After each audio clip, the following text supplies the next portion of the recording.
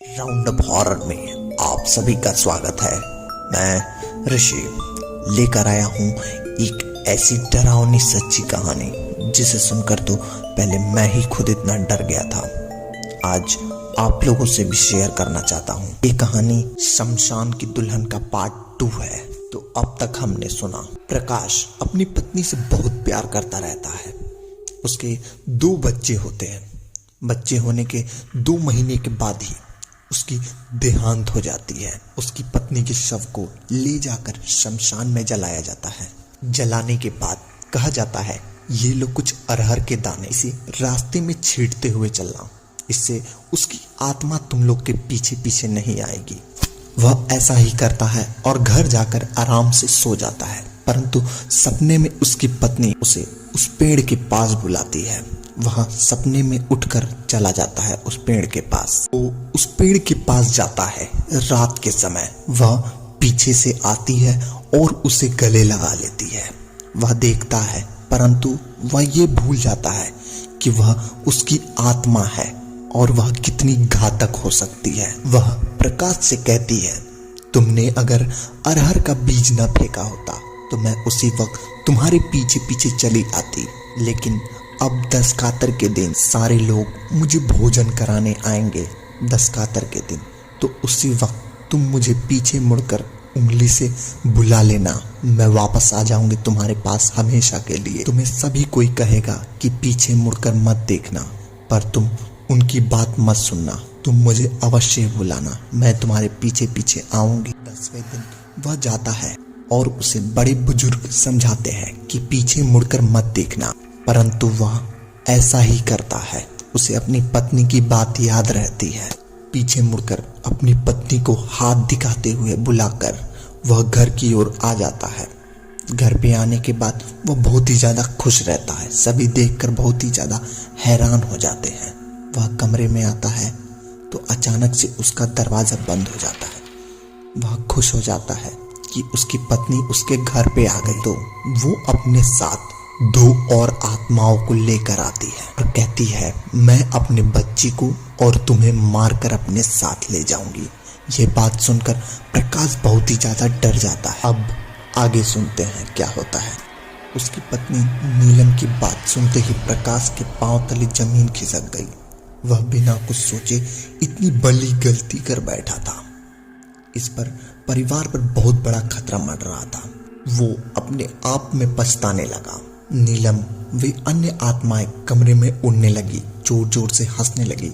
इतना भयानक नजारा उसने आज तक नहीं देखा था। उसका दिल जोर जोर से धड़कने लगा। वो अपने कमरे के बाहर निकल आया। अब उसने मन में ठान लिया था कि इन आत्माओं से अपने परिवार को हर हालत में उसे बचाना है। पहले उसने सोचा कि ये बात अपने परिवार को बताए, लेकिन अगर उसको सबको यह बात बताया तो सब बुरी तरह से घबरा जाएंगे। ये सोचकर उसने सबको बताने का मन बदल दिया। वह मोहल्ले के फकीर के पास जा पहुंचा, जो पहले ही उस इमली पर लटकी डायन से 2 नवजात शिशुओं को बचा चुके थे। फकीर उसे देखकर समझ गया वह किसी तकलीफ में है। प्रकाश उसे देखकर फूट फूट कर रोने लगा और अपनी आप बीती सुनाई। फकीर बोला देखो प्रकाश, यह एक बहुत ही भयानक समस्या है। एक नई नवेली दुल्हन, एक गर्भवती और प्रसव के दौरान मरी औरत, इन तीनों ने ही तुम्हारे घर पर कब्जा कर रखा है। इनमें से निपटना बहुत ही मुश्किल है। अभी तो हम कुछ नहीं कर सकेंगे, लेकिन इसका कोई ना कोई तोड़ मैं निकालूंगा जरूर।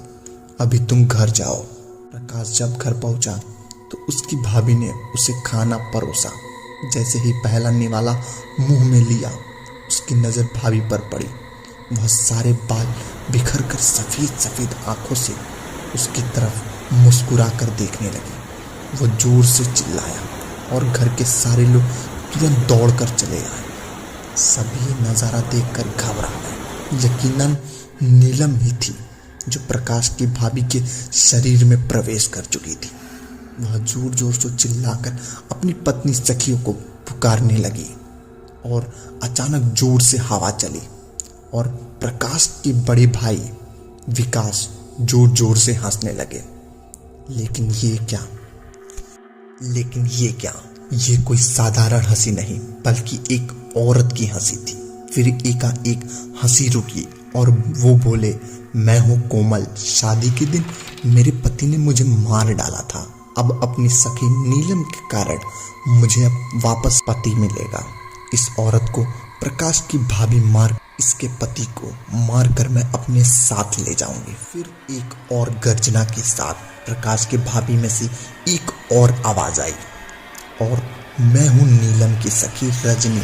मेरी गर्भावस्था के दौरान अपने बच्चे के साथ मौत हो गई थी। अब मैं यही रहूंगी और एक शरीर को अपने साथ ही ले जाऊंगी। नीलम के दोनों बच्चे, नीलम का पति और इस औरत का पति, सबको साथ ले जाऊंगा और अपना परिवार बनाऊंगा। प्रकाश, माता पिता, चाचा चाची सब घर आकर होने लगे और अचानक से प्रकाश की भाभी बेहोश हो गई और प्रकाश ने जोर जोर से हंसते हुए बेहोश हो गए। अब तो जहाँ पे हम आए थे, प्रकाश और उसके चाचा दोबारा उस व्यक्ति के पास गए। एक हनुमान मंदिर के पास पुजारी के पास जाने की सलाह दी। जो पुजारी के पास पहुंचते और उन्हें सारी बात विस्तार से बताई। पुजारी ने एक रात पहले तुम्हें उसी मरघट के पास जाकर कील ठोकनी होगी। हर कील के साथ हर आत्मा का आवाहन करना होगा। लेकिन याद रखना, ये काम जितना ही सुनने में आसान है उतना करने में नहीं। तुम्हें यह काम 12 बजे रात में ही करना होगा। आत्माएं तुम्हें रोकने की भरपूर कोशिश करेंगी, लेकिन अगर उस वक्त तुम डर गए तो समझो तुम्हारा परिवार बर्बाद होने से कोई नहीं बचा सकेगा। पुजारी ने अभिमंत्रित कील प्रकाश हाथ में दे दी और उसके हाथ में एक रक्षा सूत्र दिया। काल रात्रि को सिर्फ 2 दिन बाकी थे और आत्माओं ने घर में आतंक मचा रखा था। कभी उसकी भाभी पर जख्मों को निशान हो जाते, कभी उसके बड़े भाई विकास तकलीफ में तड़फड़ाकर चिल्लाते रहते, कभी बच्चे हवा में झूलते नजर आते, कभी जोर जोर चीखने की आवाज आने लगती। पुजारी ने देवदूतों के घर में रक्षा के लिए भेजा था। आत्माएं घर के शौचालय में जाकर बैठी क्योंकि वहां देवदूत नहीं आएंगे। पर इन देवदूतों की वजह से प्रकाश के बड़े भाई और भाभी के शरीर से आत्माओं का निकलना पड़ा और प्रकाश तुरंत ही डॉक्टर के पास ले आया, उनका इलाज करवाया और उन्हें रक्षा सूत्र बांध दिया ताकि आत्माएं इनके अंदर दोबारा प्रवेश ना कर सके। लेकिन यह रक्षा सूत्र काल रात्रि के दिन काम नहीं करेगा क्योंकि उस दिन आत्माओं की शक्तियां चरम पर होगी। काल रात्रि की एक रात पहले आधी रात को प्रकाश कील लेकर मरघट पर पहुंचा। उसने सबसे पहले अपनी पत्नी को आवाहन किया और जमीन पर कील ठोकने लगा। अचानक उसे अपने गले में दबाव महसूस होने लगा और उसका दम घुटने लगा। उसने तुरंत रक्षा सूत्र निकाला और अपने गले में बांध लिया। जोर जोर से चीखने की आवाज निकली और फिर अचानक शांति छा गई। अब उसने दूसरी कील निकाली और कोमल को आवाहन किया। उसने महसूस किया कि कोई उसके कानों में इतनी जोर जोर से चीख रहा है जैसे उसके कान के पर्दे ही फट जाएंगे। उसने मन ही मन हनुमान जी का नाम लिया और पूरी ताकत से कील ठोक दी। पसीने से दबतर उसने कांपते हुए तीसरी कील निकाली और रजनी को आवाहन किया, लेकिन रजनी ने उसे कील ठोकने का मौका ही नहीं दिया और प्रकाश को हवा में उछाल दिया। प्रकाश के हाथों से कील गिर गई। वो उस अंधेरे में कील को तलाशने लगा, लेकिन इधर रजनी ने उसका गर्दन काट दिया। वो चीखा, लेकिन उसने हिम्मत नहीं हारी। रजनी उसे घसीटने लगी और इसी दौरान जमीन पर गिरी कील प्रकाश के हाथ लग गई। उसने तुरंत पूरी ताकत से पास रखे पत्थर से कील को ठोक दी और मरघट पर पूरा सन्नाटा छा गया। उसकी जान में जान आई और राहत की सांस लेकर वह घर पहुंचा।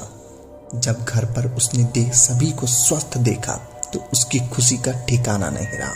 अपने भैया को गले लगाकर वे रो उठा। उसकी मां ने समझाया कि वह दिल छोटा ना करो प्रकाश, खतरा टल चुका है। तुम्हें दूसरी शादी कर लेनी चाहिए। जरा अपने नन्हे से बच्चे के बारे में तो सोचो। तभी प्रकाश ने बच्चे की तरफ बढ़ा और उसने देखा नन्हे मुन्ने बच्चे गोद में लिए, सलाहने लगा, रोने लगा। फिर उसकी भाभी ने उस बच्चे को गोद में लिया और दूध पिलाने के लिए कमरे में ले गए। प्रकाश ने दूसरे बच्चे को गोद में लिया, गहरी नींद में सो रहा था। उसने जैसे ही उसे पुकारा, बच्चे की आंख खुली, सफेद आंखें, गोलों पर काले निशान। वह बच्चा मुस्कुराने लगा।